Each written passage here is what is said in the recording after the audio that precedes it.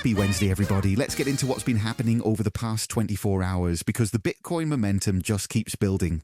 Bitcoin ETFs saw a $337.56 million inflow during trading hours yesterday, and the Wall Street Journal featured a full-page Bitcoin ad with the message "the fringe phase is officially over," which really captures the sentiment shift we're seeing in traditional finance. Thailand's SEC is advancing regulations to introduce spot Bitcoin and Ethereum ETFs, aiming to broaden investment opportunities and set standards for offshore custody of digital assets, so the global adoption wave continues to spread.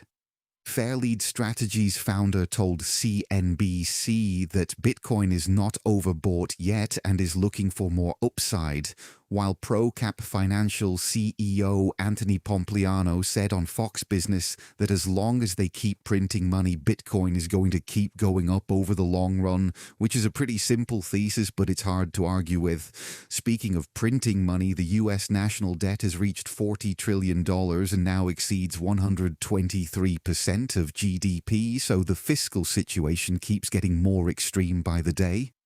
On the trade war front, Canada imposed 15 to 50% tariffs on roughly $20 billion of US goods, including doubling tariffs on US steel products to 50% from 25%, and expects a long trade war while preparing to ride out the current US administration. President Trump stated that Canada charges US farmers 400% tariffs, so the rhetoric continues to escalate on both sides.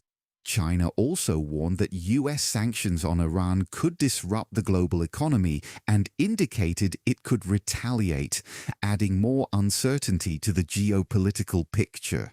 In tech and AI news, OpenAI says its new Jalapeno AI chip beat NVIDIA's GB300 in power efficiency and response speed during testing, which could be a game changer if it scales well.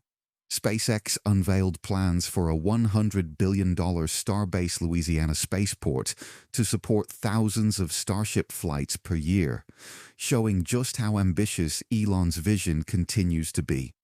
Japan is set to launch a blockchain-based system for instant settlement of stocks and government bonds, which is another sign of traditional finance infrastructure moving on-chain.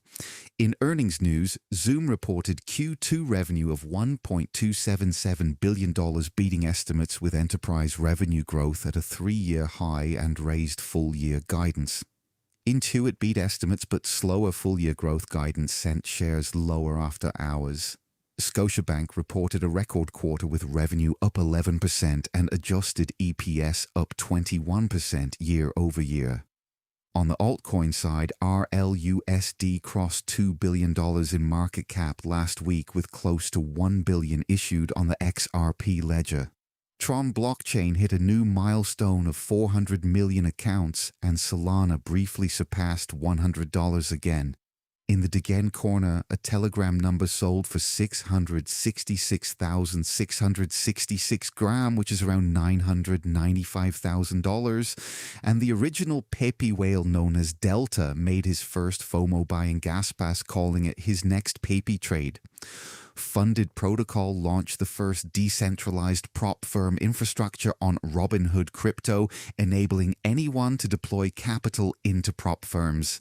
That's your crypto and finance wrap for today. Make sure to follow along, and I'll catch you tomorrow with another update.